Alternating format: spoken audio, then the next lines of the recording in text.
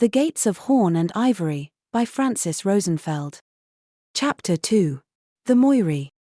The world is surface, a shimmery veil of illusion, woven from gossamer and dreams by the Moirae to give the unbound consciousness a home. Behind this elusive veil, the fundamental action principles of existence, known only to the gods, continuously transform reality, sometimes unseen, sometimes picking at its back and putting waves through its diaphanous fabric. Its visible side glistens like a mirror, reflecting any consciousness that is there to see it, its ever-changing imagery shifting to harmonize with it, an exquisite mirage, poised to fool the senses. It looks solid and permanent enough, but it's not, and if you touch it, it shrivels under your fingers like a mimosa plant, contracting into itself and letting you hold on to thin air. Reality is made of nothing, just like dreams. It comes from nothing and has to return to it eventually. It just does it so much slower than the latter.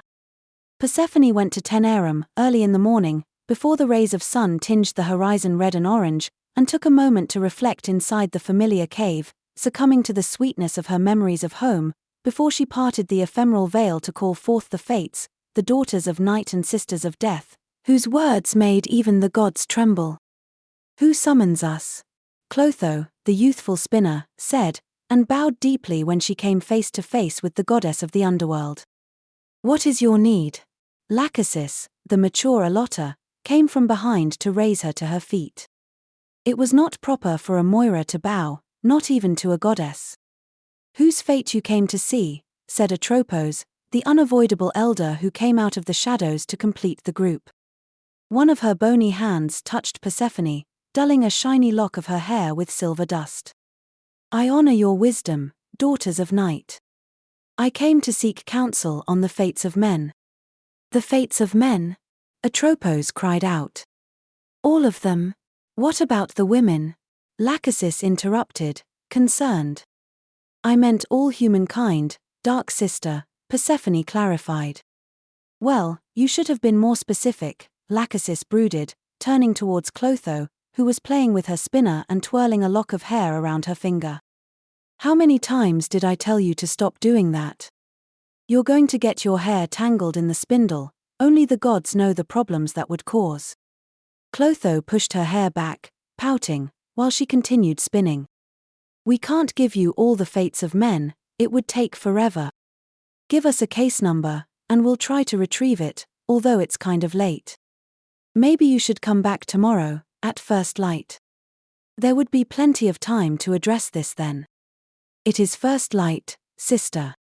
I remembered your preference from last time, and I made sure not to impose. Dawn is barely breaking as we speak, see?" "Oh," Atropos commented, disappointed. "Well, then. Speak your request." Persephone reached out into her peplum and brought out a scroll inscribed with golden godly script. "Hail Zeus. How many cases do you have there?" Atropos jumped, outraged and forgetting her Olympian poise. 2,000, Persephone whispered softly, hoping against hope the inevitable didn't hear her. "Sisters," the latter got up, dignified, "we're leaving. Clotho, gather your belongings. I beseech thee, it's not for me that I ask. I come on behalf of my cousin, Dionysus. Your cousin doesn't need a reading of the fates, he needs an intervention. He never listens to anyone, anyway. What could he possibly want with us?"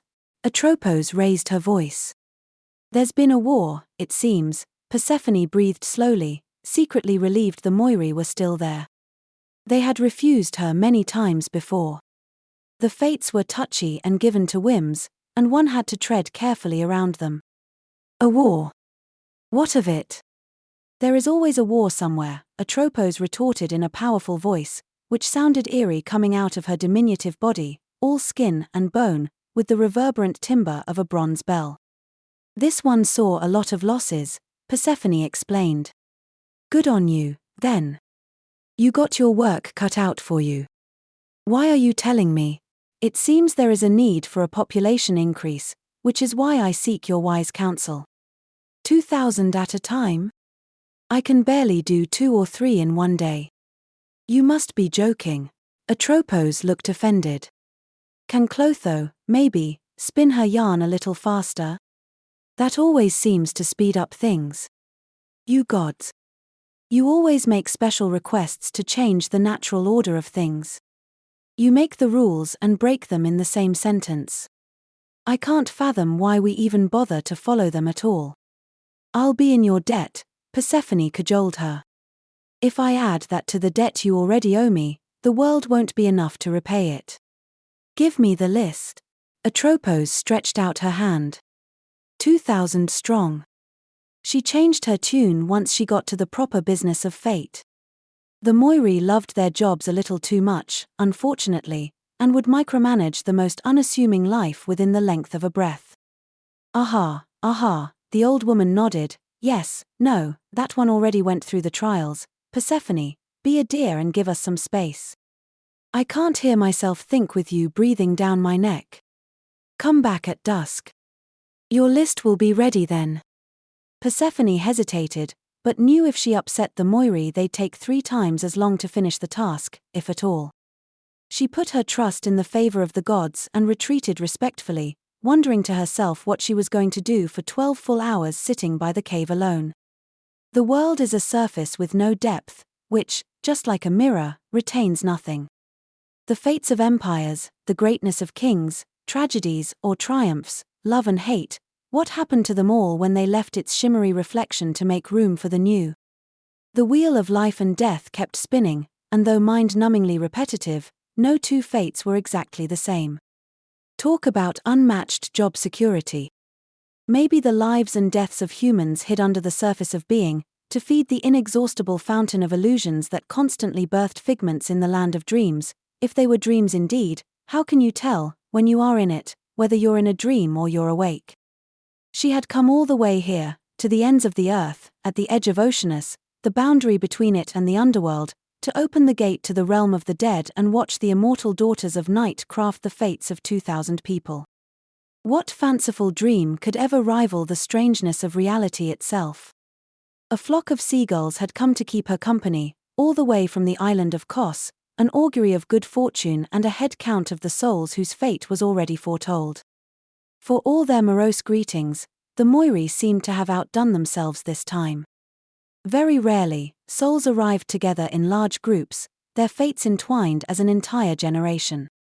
They changed the very fabric of society, and their collective entity was shining through new art, music, architecture, philosophy, and writing. It birthed new science, sometimes started fresh spiritual directions. Even the gods were rarely fortunate enough to experience such extraordinary workings of fate. Persephone contented herself to watch the flock of seagulls grow thicker with every soul whose fate had been decided, all wards of Poseidon, an entire generation of seafarers, to explore the limits of the known world. She didn't expect the Moirae to come up with a project of such monumental complexity, and as she went over the list of souls in her mind, she started second-guessing her selection, wondering what purpose could a fabric of lovers and whiners possibly serve in a nation of explorers and travelers, and experienced bittersweet emotions about this brave new world born of tragedy. The fates of men are so complex even the gods can't untangle them enough to understand them, so they too resign themselves to watch and discover their surprises, just like the mortals do. What unexpected reality was going to emerge, woven from love and tragedy, and always driven by the call of the sea? Atropos will see you now. Clotho placed her white hand on Persephone's shoulder, bringing her out of her reverie. She was twirling her hair around her finger again, while the other hand kept spinning her yarn dangerously close to her bouncy tresses. The goddess took note, but said nothing. You got us enough work for an entire century, but we acquitted ourselves well of it. Pray you don't show up again for a few decades, we're spent. Thank you, sisters, I can't express my gratitude enough, Persephone said, touched by the extent of their diligence. Have you a message for your husband before we go? Tell him a new generation of seafarers is about to be born. He should sit with Poseidon and go over the details. Your marriage must be a bed of roses, Atropos mumbled. And tell him I love him more than I love myself, Persephone smiled. You picked too many souls from the veil of morning and they seem to have messed with your head. We'll be taking our leave now.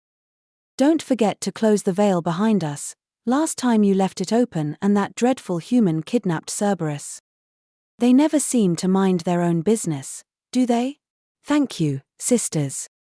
Tell my husband I'm looking forward to returning home.